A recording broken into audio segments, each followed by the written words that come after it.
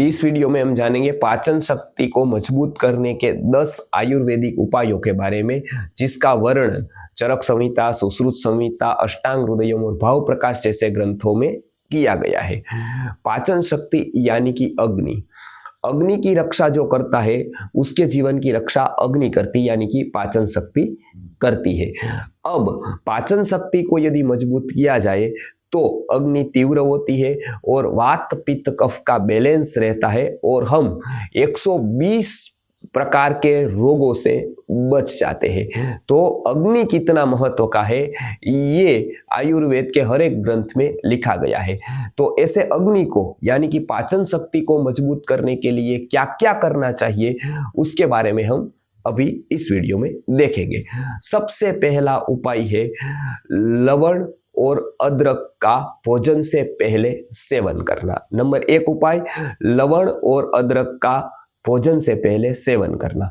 आयुर्वेद का प्रसिद्ध ग्रंथ भाव प्रकाश है और उसमें यह बताया गया है कि भोजनादौ भक्षयेन नित्यम लवणम आर्द्र संयुतम। क्या अर्थ है उसका? उसका अर्थ है कि भोजन लेने से पहले शरीर को तैयार करना होता है। शरीर में किस अंग को तैयार करना होता है? लार को तैयार करना होता है, सलाइवा को तैयार करना होता है। अब सलाइवा जितनी मात्रा में तैयार होती है, अच्छी होती है, उतनी सलाइवा मिक्स होती है हमारे कवल में यानी कि भोजन में और उतना ही अच्छा पाचन होता है। सलाइवा को तैयार करने के लिए आयुर्वेद में प्रसिद्ध उपाय बताया गया है जो हर एक व्यक्ति घर पर कर सकता है, वो है नमक और अदरक। नमक से यहाँ पर सेंधा नमक लेना है और अदरक से हरा अदरक लेना है। तो ये दोनों को थोड़ी थोड़ी पीसीस करके यानी कि टुकड़े करके अदरक के, और उसके बाद नमक में उसको थोड़ा थोड़ा नमक लगा करके उसके बाद चबा चबा कर खाना है। कब खाना है? भोजन से पहले 15 मिनट से लेकर आधे घंटे से पहले तक इसको खा लेना है। उससे क्या होता है? सलाइवा तैयार होती है, पाचक रस का स्टिम्युलेशन होता है और उसके कारण अग्नि प्रदीप्त होती है, तो भूख भी अच्छी लगती है और खाया हुआ जो आहार है उसमें सलाइवा बराबर मिक्स होती है और उसके कारण पाचन भी अच्छा होता है। तो ये उपाय अवश्य करना चाहिए भोजन से पहले का। नंबर 2 का उपाय है यानी कि दूसरा उपाय है, जब हम भोजन करते हैं सॉलिड खाते हैं तो पेस्ट बनने में बहुत तकलीफ होती है। आमाशय से लेकर पक्वाशय की यात्रा में जो आहार जाना चाहिए वो सेमी सॉलिड लिक्विड जैसा जाना चाहिए। उसके लिए आयुर्वेद में मध्य पानी का बताया गया है। मध्य पानी माने तो अमृतम, यानी कि पानी को यदि मध्य में लिया जाए तो अमृत समान हो जाता है। यहाँ पानी और लिक्विड, किसी भी प्रकार का लिक्विड चल सकता है, तो पानी भी ले सकते हैं और लिक्विड भी ले सकते हैं बीच बीच में। तो ये दूसरी बात है पाचन शक्ति को मजबूत करने के लिए कि मध्य पानीयम यानी कि भोजन के मध्य में लिक्विड का या पानी का सेवन करना थोड़ी थोड़ी मात्रा में। यहाँ पर आप पानी से चिल वाटर मत समझिए, थोड़ा सा गर्म गुनगुना पानी आप ले सकते हैं।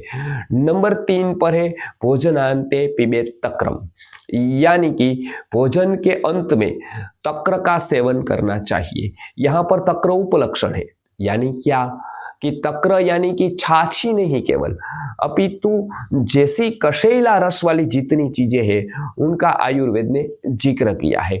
जैसे हरड़ है वो कशेला रस वाली है, जैसे अनेक प्रकार के मुखवास है वो कशेले रस वाले हैं, जैसे सुपारी है वो कसेले रस वाली है। तो इस प्रकार की कसेले रस वाली जितनी भी वस्तुएं हैं, जितने द्रव्य है, वो भोजन के अंत में लेने का आयुर्वेद ने बताया गया है, क्योंकि वो पाचन में मदद करता है।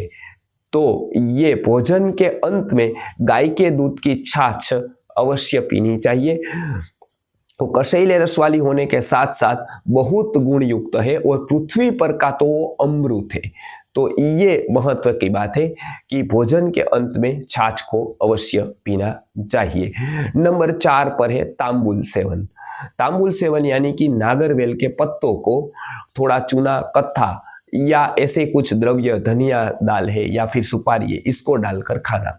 अब तांबुल जो है, पान है, वो हमने विकृत कर दिया है पिक्चरों में दिखाकर या तम्बाकू से जोड़कर, या तो फिर उसको ऐसे आवारा तत्व खाते हैं ऐसा दिखा कर। लेकिन पान को चबाना बहुत जरूरी है, उसमें बहुत प्रकार के पाचक रस को स्टिम्युलेट करने वाले पदार्थ होते हैं, ऐसे रसायन होते हैं। तो उसकी बीच वाली नस को निकाल कर या तो 2 भाग करके उसको कत्था चूना लगाकर भोजन के बाद उसका सेवन करना चाहिए, जिसको तांबुल सेवन कहते हैं, यानी कि तांबुल का भक्षण कहते हैं। उसके बाद आता है भोजनांते शतम व्रजेत, यानी कि भोजन करने के बाद तुरंत न तो दौड़ना है, तुरंत न तो सोना है, तुरंत न तो बैठना है। क्या करना है? 100 स्टेप्स चलने हैं। आयुर्वेद में बताया गया है भोजनांते शतम व्रजेत, यानी कि 100 जितने मतलब स्टेप्स चलने हैं। और इससे क्या होता है? इससे शरीर में एक क्रिया बनती है, तो भोजन को जो प्रक्रिया चाहिए, जो थोड़ी एक्टिविटीज चाहिए, वो मिल जाती है और उसके कारण पाचन आसानी से होता है। उसके बाद जो छठा उपाय है वो है वज्रासन। तो वज्रासन को तो आपको पता है, वज्रासन में बैठने से भी पाचन क्रिया में आसानी रहती है और खास करके शरीर उस पोर्शन में आता है जहां पर पाचन क्रिया अच्छी हो सके। तो थोड़ी देर वज्रासन में बैठ सकते हैं। उसके बाद 7वां उपाय है वाम कुक्षी करना। चल लिया, वज्रासन कर लिया, उसके बाद लेफ्ट हैंड साइड पर करवट पर हमको वाम कुक्षी करना है। सोना नहीं है। कोई कोई ऋतु में आयुर्वेद की दृष्टि से सो सकते हैं, जैसे शरद ऋतु है, ग्रीष्म ऋतु है, उसमें जहां पर गर्मी अधिक है, ऐसे प्रदेशों में उष्ण वातावरण है, ऐसे प्रदेशों में थकान ज्यादा है, ऐसी परिस्थिति में सो सकते हैं। लेकिन यहाँ पर वाम कुक्षी यानी कि ऐसे ही करवट, वाम कुक्षी यानी कि लेफ्ट हैंड की करवट पर केवल सोना, यानी कि केवल जगते रहना, लेकिन उस पोजीशन में रहना, उसको आयुर्वेद की दृष्टि से कहते हैं वाम कुक्षी। तो आयुर्वेद में आयुष्य वर्धक उपायों में भी इसको बताया गया है और खास करके पाचन शक्ति को बढ़ाने के लिए, पचने में आहार को सहायता रहे, इस प्रकार से वाम कुक्षी करने को बताया गया है। उसके बाद 8वां उपाय है नाभि पूरण। प्रतिदिन नाभि में तेल लगाने से पूरी नसों को पोषण मिलता है। वात पित्त कफ समान रहते हैं, क्योंकि उसको कंट्रोल करने वाला जो समान नाम का वायु है वो नाभि मंडल में स्थित होता है और वही पाचन क्रिया में सहायक होता है। इसके लिए गीता में भी बताया गया है प्राणापान समायुक्त पचाम्यन्नं चतुर्विधम, प्राण और अपान से समान में सहित भोजन को पचाता हूं। तो वो नाभि के स्थान पर प्रतिदिन तेल लगाना चाहिए, जिसका एक वर्णन है, कुष्ठ तेल भी है और भी प्रकार के तेल है, इसका नाभि तेल भी एक बनाया गया है। तो वो नाभि तेल को प्रतिदिन सुबह और शाम को लगाने से या वाम कुक्षी के समय पर भी लगाने से बहुत अच्छा लाभ मिलता है। तेल पूरे के पूरे नाभि के द्वारा पूरे के पूरे नसों में प्राप्त हो जाता है और समान वायु का बैलेंस करने का काम करता है। 9वां नंबर का उपाय है दीपनीय द्रव्यों का सेवन करना। दीपनीय द्रव्य क्या? जो अग्नि को प्रदीप्त करते हैं। तो ऐसे द्रव्यों में आयुर्वेद में सूंठ, काली मिर्च और अनेक प्रकार के जो जिसमें ऐसा कटु रस हो, जैसे हम त्रिकटु कहते हैं, तो ऐसा कटु रस हो, इस प्रकार के तीखे द्रव्य जो अग्नि को प्रदीप्त करते हैं, ऐसे द्रव्यों का नियमित रूप से मसालों में, आहार में सेवन करना। जो हमारे जो बुजुर्ग थे उन्होंने ये पूरे के पूरे आहार द्रव्यों में ऐसा रखा था। तो ये द्रव्यों का सेवन हम नियमित रूप से करेंगे तो अग्नि प्रदीप्त होती जाएगी। तो ऐसे द्रव्य हमको किसी ना किसी रूप में दाल में, सब्जी में अवश्य सेवन करने चाहिए, जिससे अग्नि प्रदीप्त होती रहे और हमारी पाचन शक्ति मजबूत रहे। नंबर 10 और अंतिम उपाय है पिप्पली रसायन का प्रयोग। आयुर्वेद में पिप्पली को उत्तम अग्निवर्धक माना गया है। इसका एक प्रयोग के वीडियो भी हमने डाला है, वर्धमान पिप्पली के प्रयोग का, वो भी वीडियो आप देख सकते हैं। लेकिन पिप्पली ऐसी है जो अग्नि को बहुत प्रदीप्त करती है। तो वो पिप्पली जो होती है वो 64 प्रहर तक जो घोंट कर बनाई जाती है, जिसको 64 प्रहरी पीपल कहा गया है, वो पीपल को रसायन के रूप में श्रेष्ठ माना गया है।